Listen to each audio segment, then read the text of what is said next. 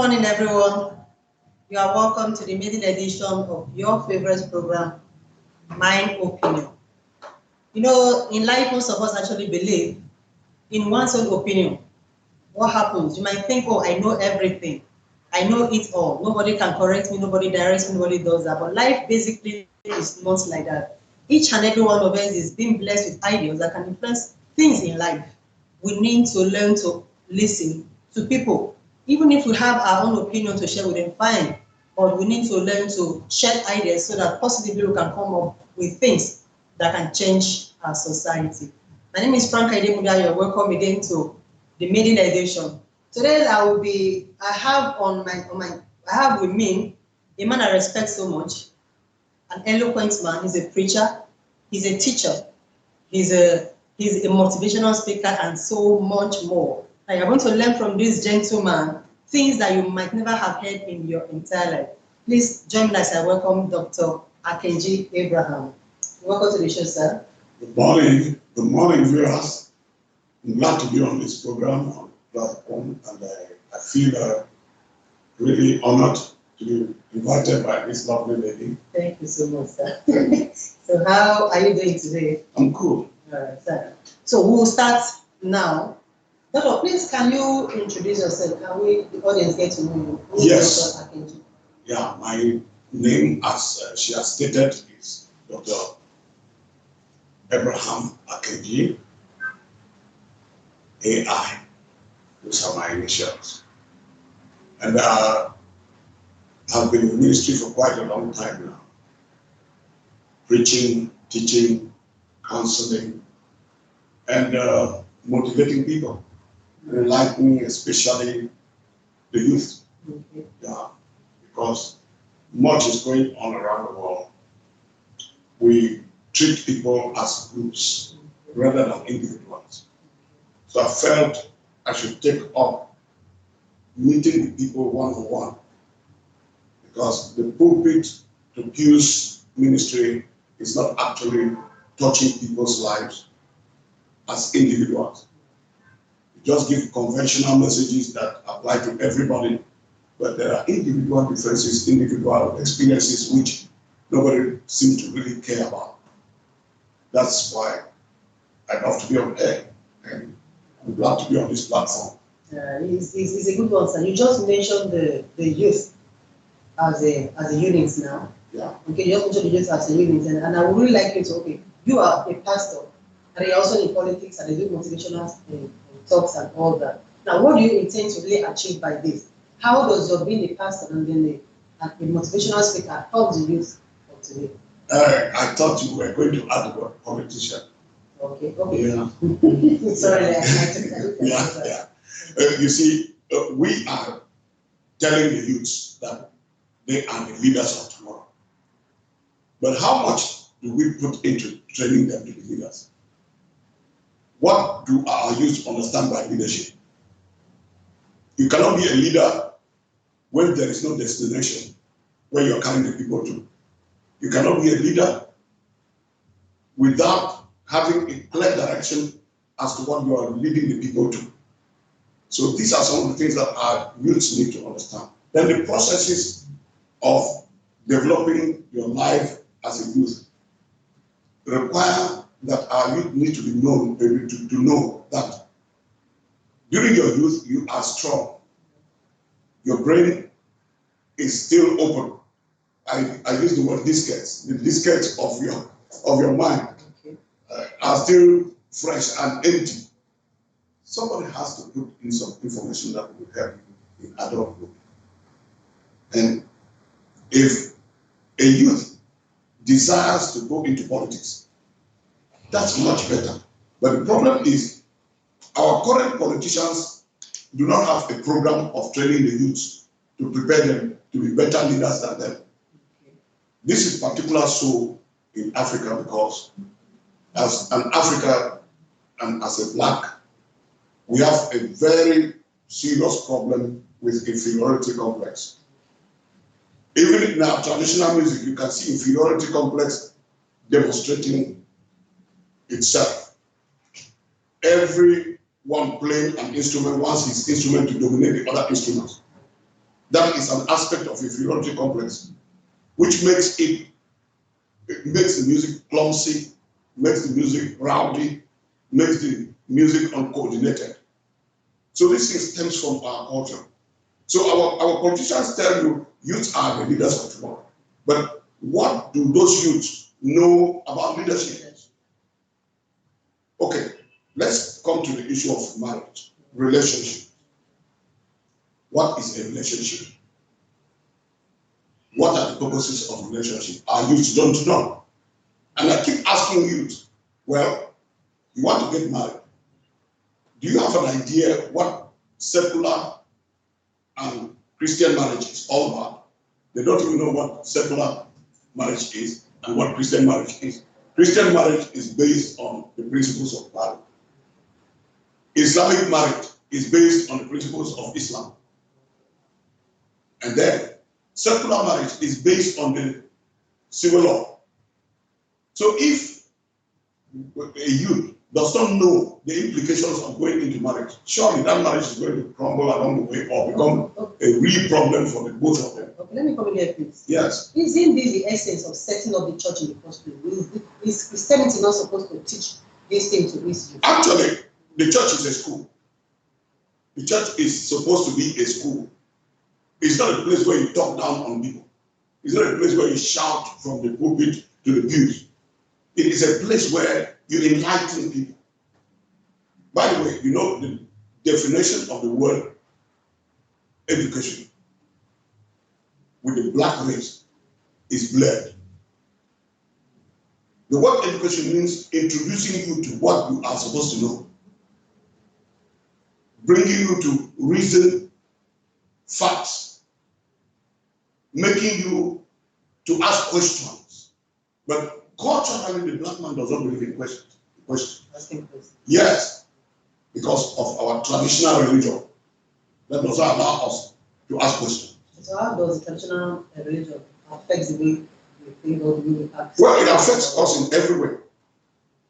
When the gods speak, you don't argue. When the ancestors say a thing, you are not supposed to reason with them.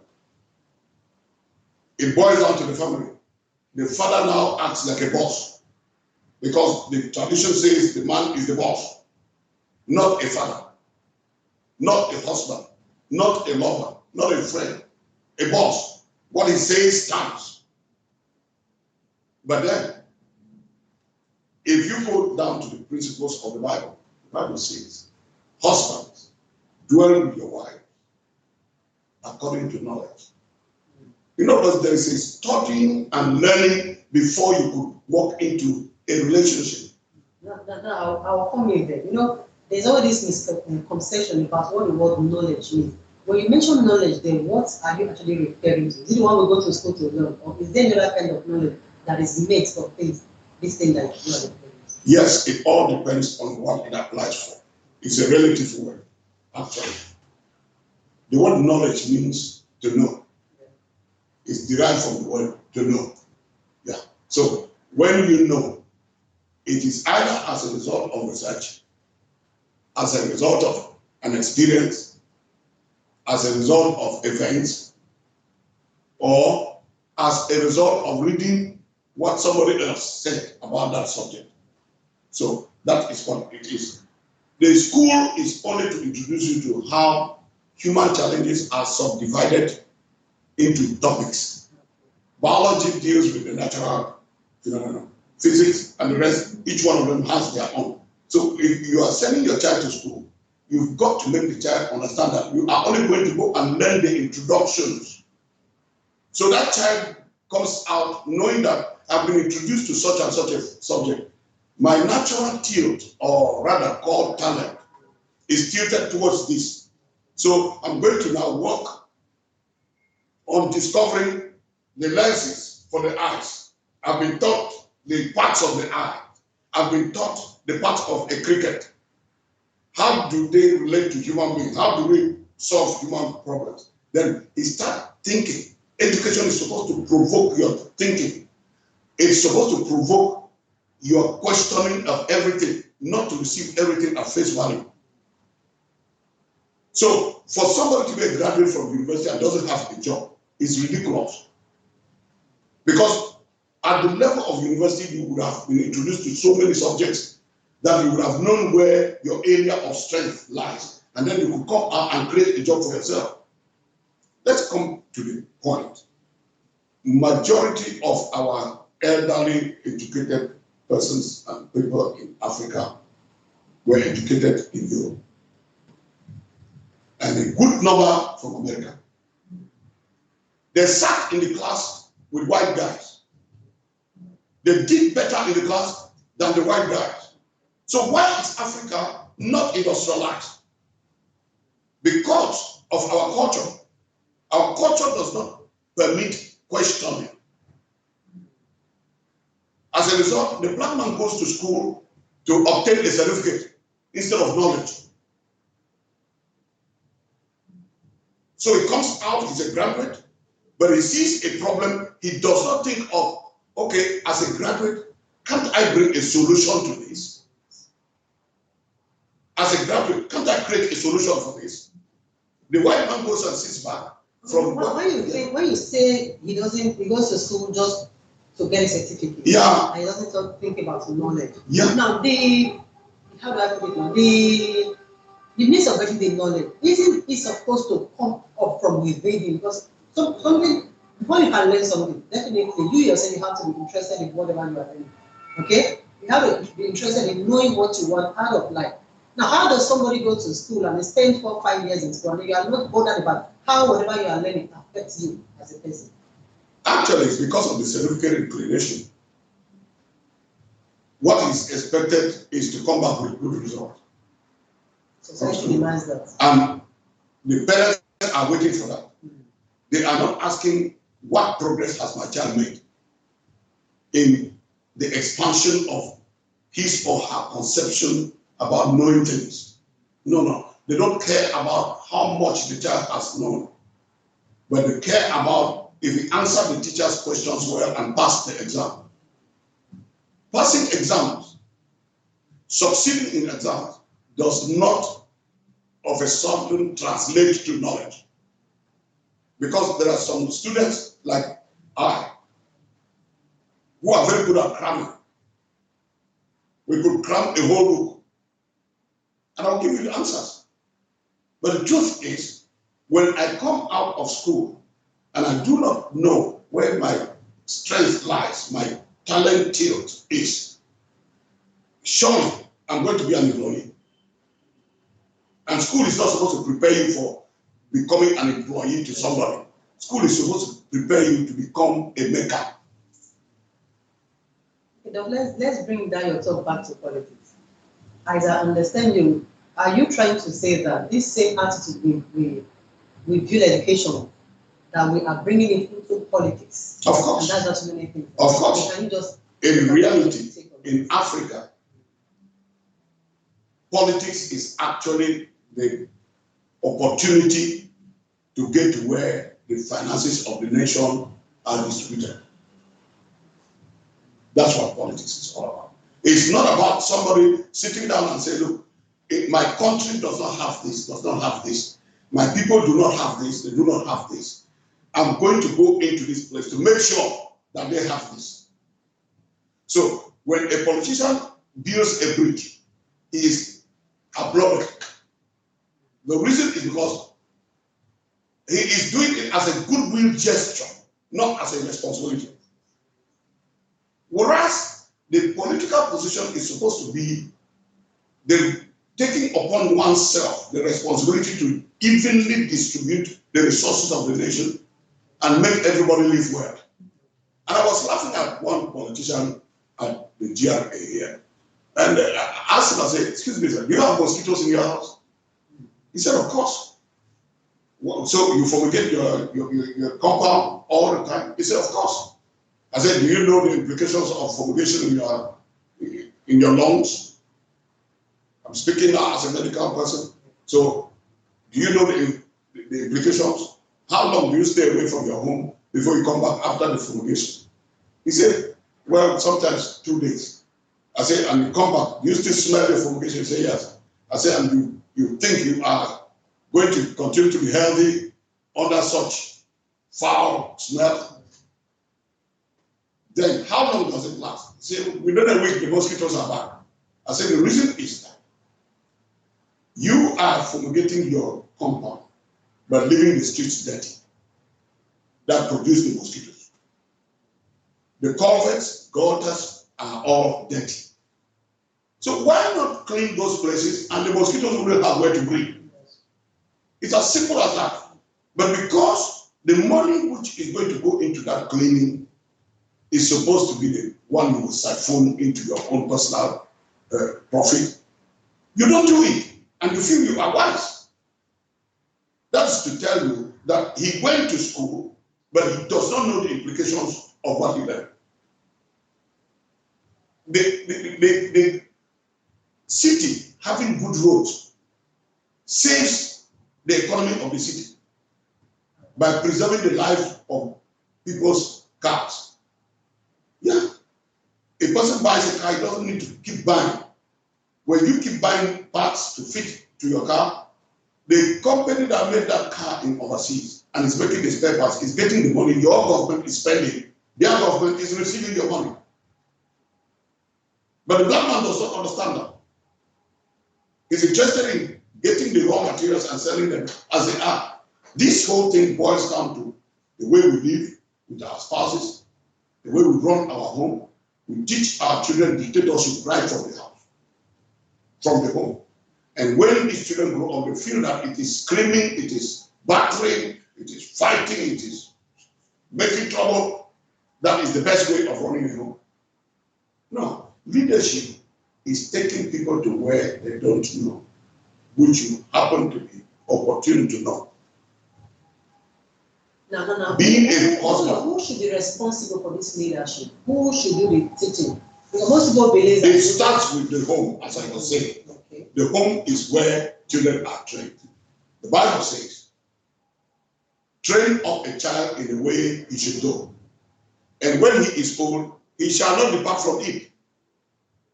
So the ills we are having in our society stem from the training we got when we were kids, between the ages of 1 and 5.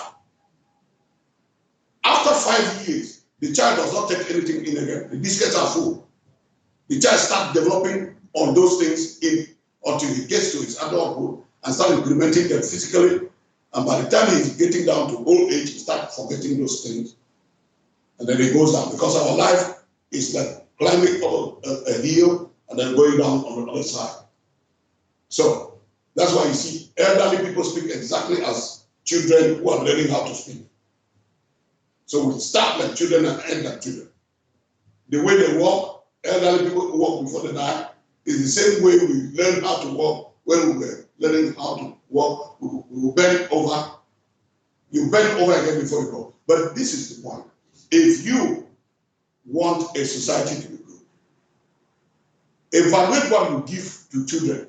Because the children are the society of tomorrow. That's it. It is preparing people to be able to live with each other and be productive, not only for themselves, but for everyone else. The black man does not believe in that. He believes that everything should be about himself. And that's why we cannot do well in sciences. You see this cell phone? It's not made by one country. It's not made by one industry. There are so many industries involved in creating one cell phone like this, in making one cell phone. The lens may come from another country. The screen will come from another country. The gadget inside will come from another country. The white people are able to assemble it that way and make money out of it and share it in bits in keeping with those who do, because they believe in the knowledge, the understanding. They scan your brain, they see what is valuable in you, they take it, they don't care about your skin color. Yes, but the black man wouldn't do that because tribalism limits us. And that's why I blame our tradition for most of the problems. Immediately I ask you, where are you from, madam? And you tell me where you come from. If my tribe does not like your tribe, I cannot get you involved in a project I'm undertaking. And science requires knowledge from everywhere.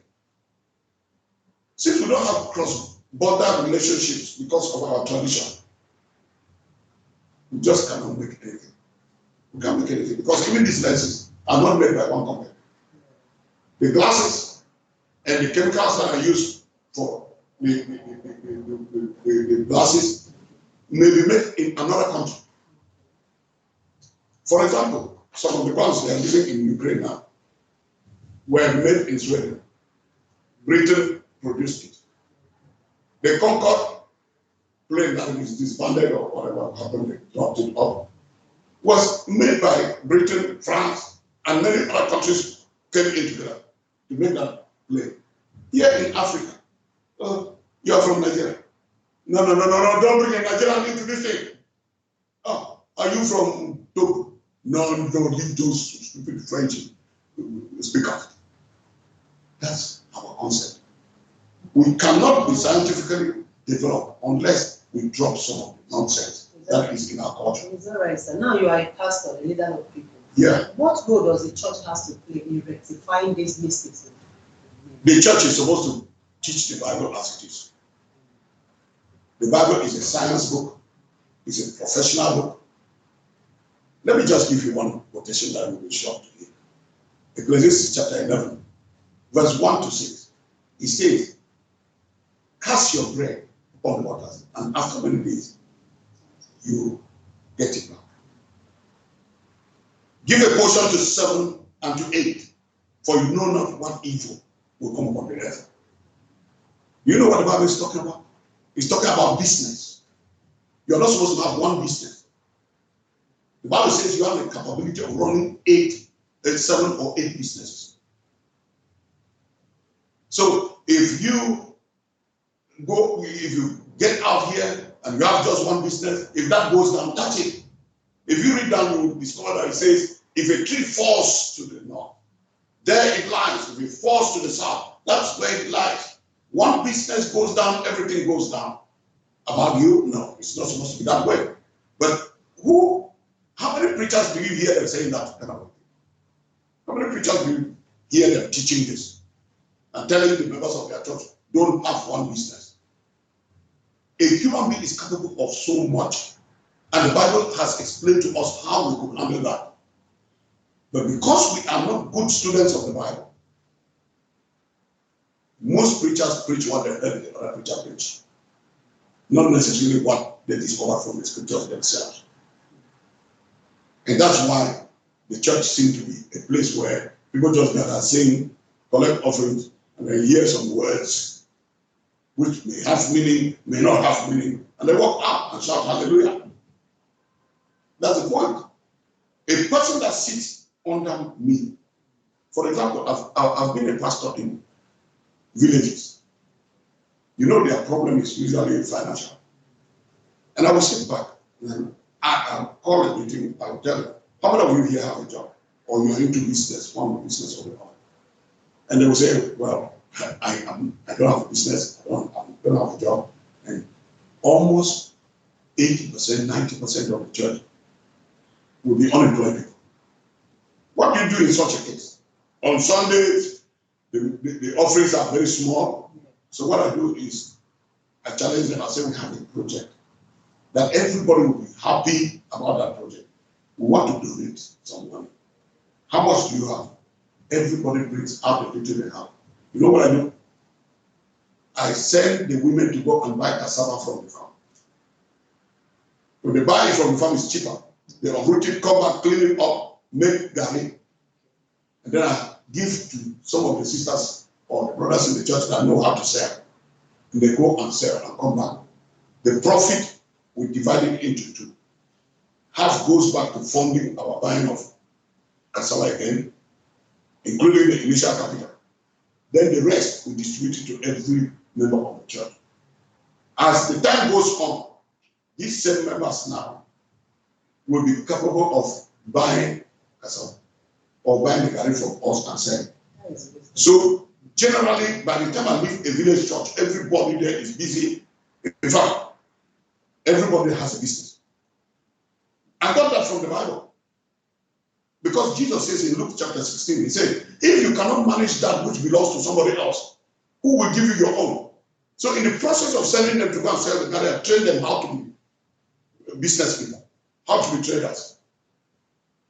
And I gather another money again, I send them to the market, they buy clothes and come back and sell. We share the profit among them and get the capital increased and send back again. And by the time I leave, most of them usually have shops. Why? Because business is selling solutions. Business is what? Selling solutions. If you don't have solutions, you become a poor man. That's it. But the churches, most of the churches is demand, give us this, sow seed, pay your tithe. Yeah, paying tithe is wonderful. It's great. Is that okay? But one day God asked me a question. You teach the people to pay their tithe. That's okay. But have you taught them how to use the 90% that is left with them? I got startled in the church. I said, wow, why didn't I think of that? That's when I started carrying out the research. That brings us back to school system. After your school, get back and look for books that talk about the subject you are interested in and expand your knowledge. School is just an introduction. The real knowledge lies out there. It's you to research and get. Pavlov, one of the fathers of psychology, studied the law of salivation from his father's dog at his backyard. Was not in a school. He didn't have to pay anything. But when you ask our children, you ask an average black man, why is it that you cannot be creative and productive? He will tell you, the government is not sponsoring me. My parents are not sponsoring me. Who sponsors Afro? Our orientation has to change. Don't see things and take them at face value. Ask questions. Why is this thing made like this? Then, what is it that they use in making this ball? How did the person do it? When you ask questions, your mind starts working. But in an African culture, you don't ask questions. Father speaks and you speak. Stop asking me foolish questions. The question our children ask in Black Africa is always foolish question, stupid question. When shall our children ask a question and send a father to the library to go and research and know the answer and come and answer the child? The white people do that. The white person does not tie the shoelace of his child. He teaches the child how to tie the shoelace. That's responsibility. You will not always be with them here. One day you're going to leave them in the world. And don't leave them in a situation where they cannot manage themselves. And the management is supposed to be taught by you and supervised by you until they get to perfection before you live here. That's the essence of parenting. So these are some of the things that I look into. If we want a political system where people will see being in leadership as a responsibility, Africa will soon develop its own scientific base, technological base, without copying from anywhere else. We just use the wisdom, the white people. We could even just borrow some of the machines from them and manufacture our own versions. Sometimes, I don't know, there are too many things that come to my mind. And I keep asking myself, why is it that we don't ever think? Now, let me ask the audience, because I know most of our viewers are perhaps Black Africans. And if it were not so, perhaps from today, there will be Black Africans. Do you know the reason why in Black African cities, and much of the time villages, during the night, inside the houses, there's so much heat. The houses are so hot.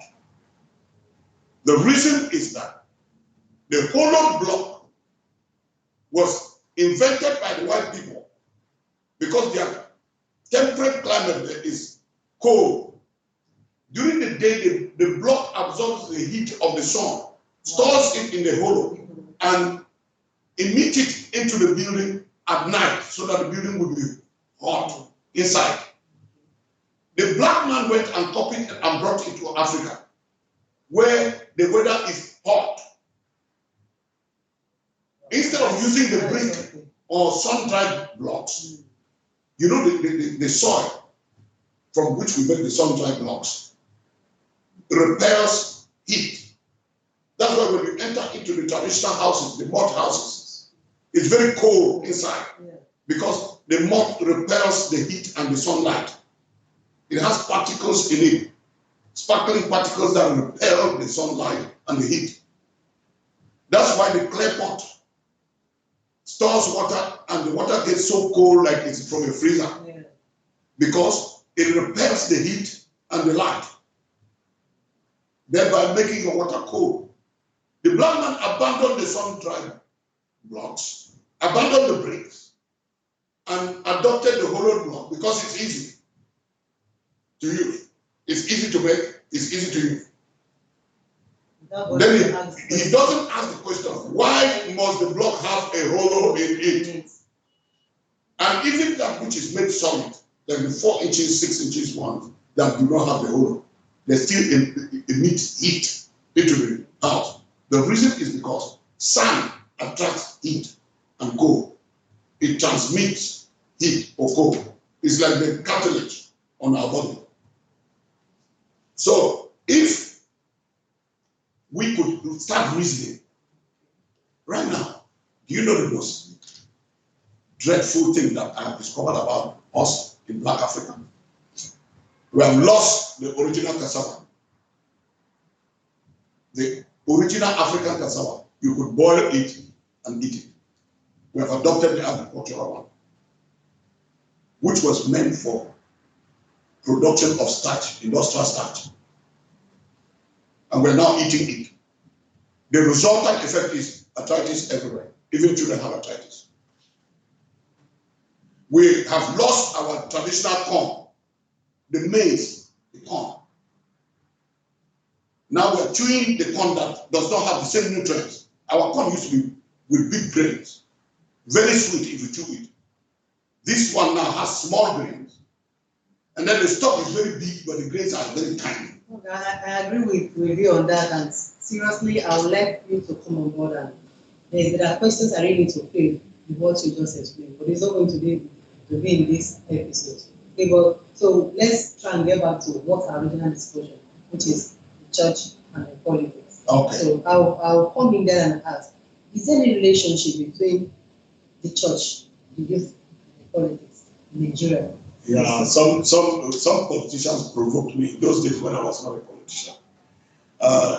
They provoked me. They said, "You're a pastor. Keep quiet when we're talking about politics. Mind your pulpit." And I asked them a question: when politicians declare wars and the bombs start dropping, do bombs pick out pastors and churches and exempt them, or they kill pastors and destroy churches? They looked at me and they said, "We cannot answer that question, doctor." I said, "Yeah, since pastors are not supposed to say anything about politics, when you declare your wars, are pastors affected? They are supposed to be exempted. But do they exempt pastors during war? No. Everyone suffers. So why wouldn't I have a word to say about what concerns me? I'm a part of the problem. I pay taxes. Yeah. Pay taxes.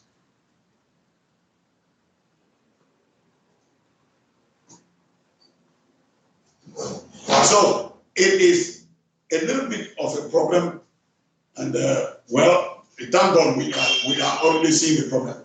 Yeah. We are seeing the problem already, that we are having a light problem now. Yeah, it's okay. It happens. Yeah, it happens, but it's not supposed to be the usual thing. Yeah, It's not supposed to be the usual thing. In Nigeria, we see it. Yeah, the black man believes in misusing the word manage. The word manage means judiciously putting everything where it's supposed to be done. But in Africa, the word means endure with whatever you have. The word manage is misinterpreted. And we use it every day.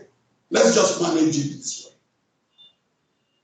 And that means tolerate anything. Even if it is wrong, even if it is not up to the standard. Politics and church. In Proverbs chapter 29, verse 2, the Bible says, when the righteous are in authority, the people rejoice. You don't expect the righteous to come from the secular world. It must be from the religious world. Because at least the word Christian or the word believer means somebody that is believing in God and is following what God says. And that person is supposed to be a student of the Bible. So if that person is a student of the Bible, we will understand that it is not right for leaders to rule and make people sorrowful. He must do what is right. The problem is the process of becoming political. Christians have it, and it's a very wrong notion because it does not apply to most of the cases. That to belong to a political party, you have to belong to a culture group. It's not true. I've been opportune to be in many political parties, and I have not seen any cult initiation or some kind of secret order initiations. No. He has a group respects you as a pastor, and you wouldn't compromise. I'm not the only pastor in my political party.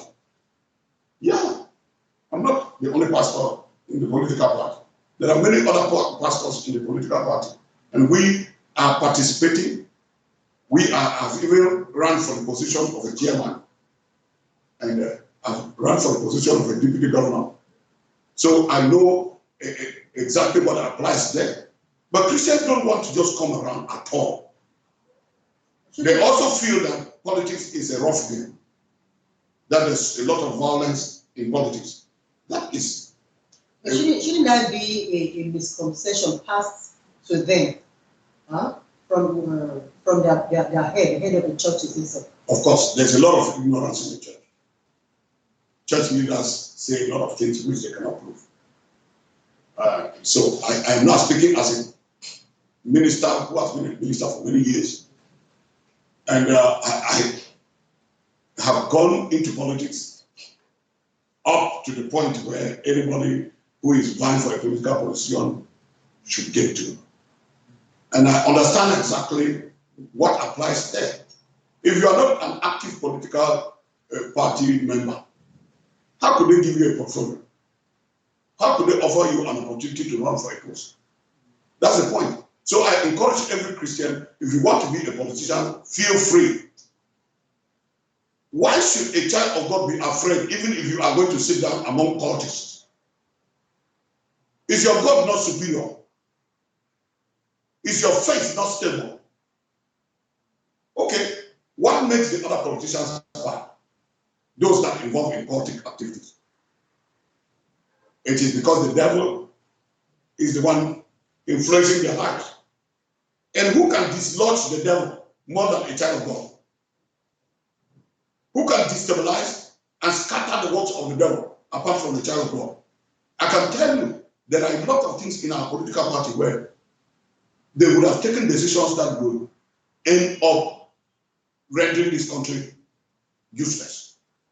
And we will oppose. We say, no, look at it from this perspective. Our opposition is taken seriously because we are serious members of the party. The violence that goes on there during voting and so on is not what applies during real politics. The violence is people who are trying to take it by force, whether they are qualified or not. But it is in rare cases that violence actually occurs. And it's mostly among the hoodlums, the youth. And it's usually meant for intimidation, even though sometimes people die. It's meant for intimidation. And I could tell you, I've been in danger sometimes too. Yeah, from those guys. But when they realized I was a pastor, they let me go. So, what am I trying to point out here? If you are a Christian, you want to be a politician, know that God is laying that burden in your heart so that you could come in and correct what is wrong. Most of the unbelievers that are misbehaving in the political arena are misbehaving because they are not given their due. Somebody is trying to play a fast one on them. But if you enter as a Christian and you start giving everybody his dues, and you are developing the nation, nobody will oppose you. In fact, those people will even help to fight to defend you. So I encourage every believer, since in politics you must belong to a political bloc, join a political bloc from the cradle. Don't intend to come in today and be the chairman the next day. Follow up the process. It took me some years to get to where I am today. Okay. And please, I am here to hear this from you. Now, not many people will be privileged, okay, to hear this kind of message, okay? Now, they are still under the spiritual leader, telling them one thing or the other, which might be contrary to what you just shared with them. Now, what is your advice to this political leader, the church leader? Well, they see themselves as entities. Most church general overseers, founders, see themselves as the end of the road for everybody that is an adherent. Unfortunately, the members look up to them as well. Yes, so I will encourage every church leader to know, look, our nation and our race has a lot of setbacks. They need a lot. Expand your knowledge so you will influence those people for the best.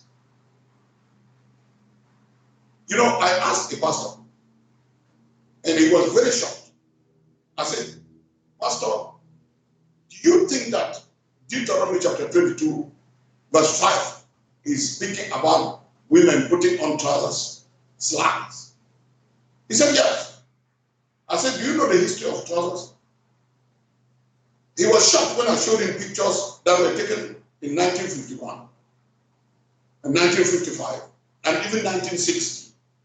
When white people came to Africa, they came in with knickers.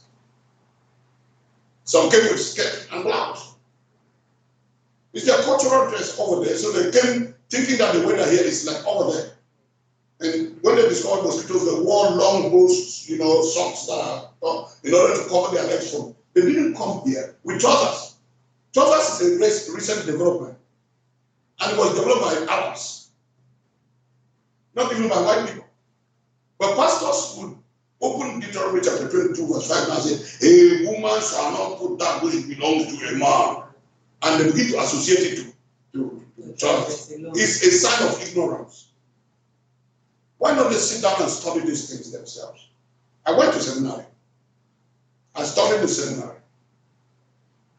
But after the seminary, I wanted to know things for myself. So I started getting information, researching, interviewing people, reading books, and making references. And I found a lot which was never told me in the seminary. The seminary is just an introduction of how to subdivide the topics of the Bible and understand the topics. But then to evaluate those topics and put them into usable factors, it requires you going to carry out the research yourself. You don't come out to go and preach theology. So I encourage founders, church leaders, to get down to the point and ask themselves, divorce is increasing in the church. Poverty is increasing in the church. Even those who are doing well, some of them are falling back into poverty. Homelessness is creeping in. Formerly in Africa, because our relationships we were a kind of social society where we live together, those values are beginning to wear off. People are now becoming homeless and sleeping in the streets, which was not the case before. So I would advise that preachers should sit back and read the Bible, study what the Bible says, and teach the people. And I believe you, and I believe anyone else, that we could have a change. We will have a positive change. All right, thank you so much, Doctor. I'll need you to come in on this religion affiliation. Okay? the religion and population of the country should be considered when choosing a leader? Was it? Well, perhaps on the premise of conduct. If we are choosing a leader, in political parties, it is always those that want the good of everyone that are easily chosen as leaders. In most cases, but not in all cases. Sometimes somebody is chosen just because of a clique within the political party, a dominating clique within the political party. But in general, it is always that the person who would represent the interests of everyone is the one that is given the opportunity to be leader. I hope it applies better if Christians are in politics. They will easily dictate who has a generous spirit to be able to evenly distribute the wealth of the nation and give that which is for development, that which is for empowerment, and that which is meant to be kept for safekeeping, where we could easily recover our money. Not like the case of Nigeria, where the money is transferred to Barclays Bank, and Nigeria has only the right to withdraw only 30% and spend in Nigeria, whereas the savings are our savings. And our political founding fathers didn't know the implications of this and signed it up with Britain. So Nigeria is actually working and feeding and funding Britain. So where does the other 7%? It remains there and they are using it for their own development. Who uses it? Britain, the UK. I'm saying this because I'm a preacher. They can't sack me from my job. Even if you imprison me, I'll start a church. Yeah, you take me to hell, I'll convert Satan. Yeah. So I don't care about what they think. But that's what our leaders, who were predominantly from the north, went and signed with Britain. France did the worst with its colonies. That's why there's no French colony that is developed in Africa. Even Morocco is struggling because there are a lot of Jews in Morocco. Morocco is lifting its head, keeping its head beyond the floor because of the presence of Israelis. Now these facts are known. What is the way out? Can those things be rectified? Unless Christians take over power.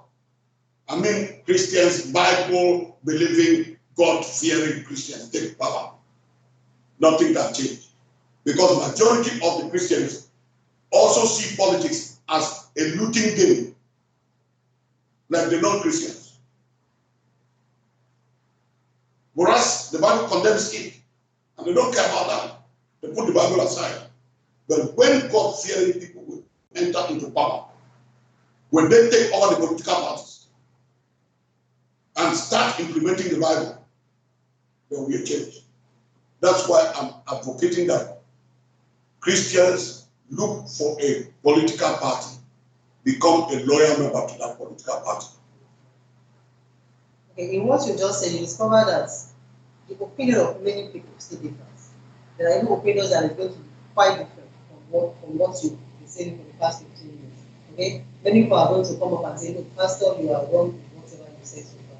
Okay? Now, having known that we are going to, we might have issues of that nature, how do you begin to bring this societal opinion divide? I think the best way of proving a point is by the evidence. Look at Nigeria. Our technical schools are non-existent. So how can you develop industrialization?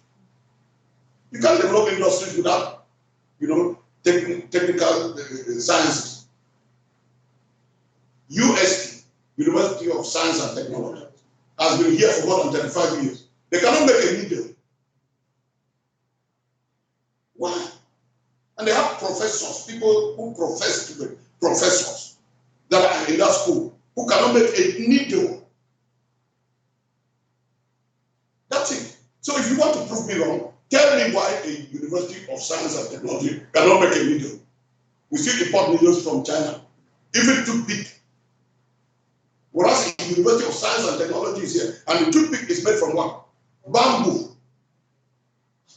The bamboo is growing everywhere here. We use it for supporting our decades. But we import the toothpick. So how much is the government investing into the University of Science and Technology? What black nation has a budget for research sciences? And what have they produced if such a budget exists? What black nation? When blacks were to take over South Africa, I said, oh, the economy of that country will be good. And it turned out to be the same. Which black man has a research facility?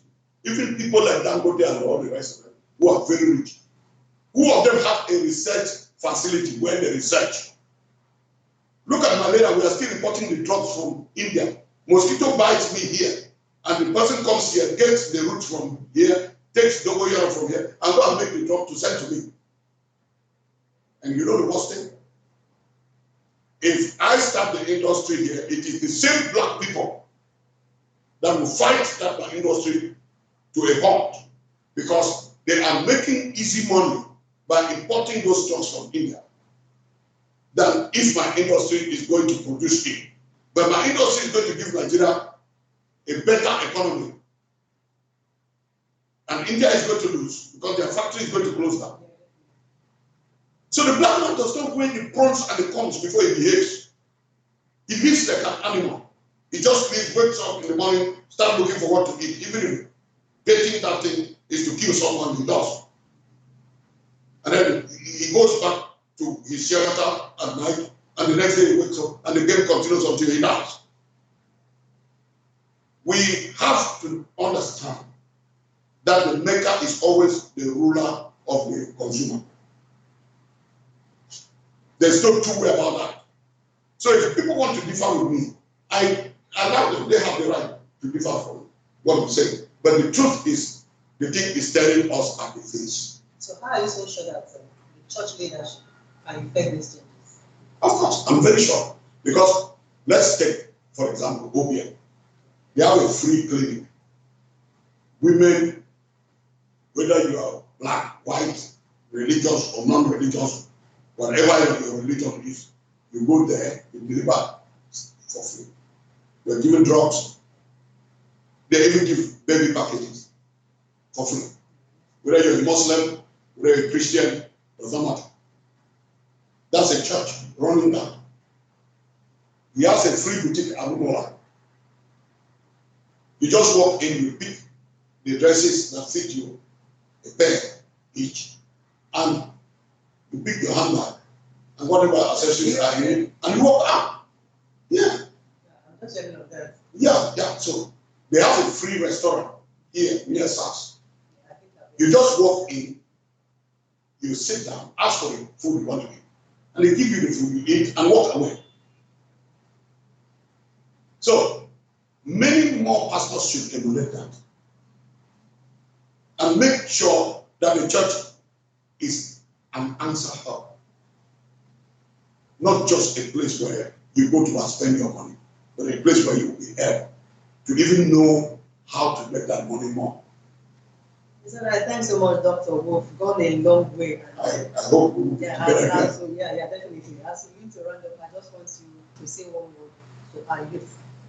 What is expected of them? 2023 is around the corner. Next year, in regards to politics, what is expected of Nigerians? Do not accept money from any politician who wants you to go and fight.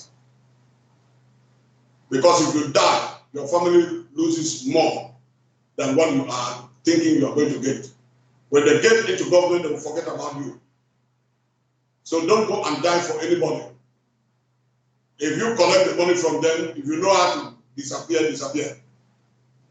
Get away and invest the money. Don't use it for frivolities. That's my advice to you. I want you to know this. The politician is supposed to develop you, not arm you to go and fight. If he is a just and righteous person who wants to do us good in this country, He should not be bribing you to go and fight. He should win the election by popularity, by a popularity margin, not by corruption and dogma. All right, thank you so much, Doctor. Viewers, you've heard it all from Doc himself, and I do hope one of the two things he's brought up today that you and I are able to learn one or two things from it. Don't forget to see your program, My Opinion on Clevenard TV. Now, he has just given his opinion. What is yours? What is your own opinion? In all that you do, in all that you must think about, never you forget that even your opinion should count. I remain Franca, Idemudia. I'm saying, see you next week.